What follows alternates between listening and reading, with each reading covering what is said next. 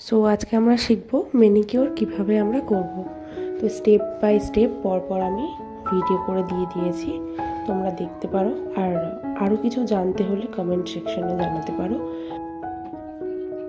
ভিডিওটা স্কিপ না করে পুরোটাই দেখো, আশা করি ভালো লাগবে।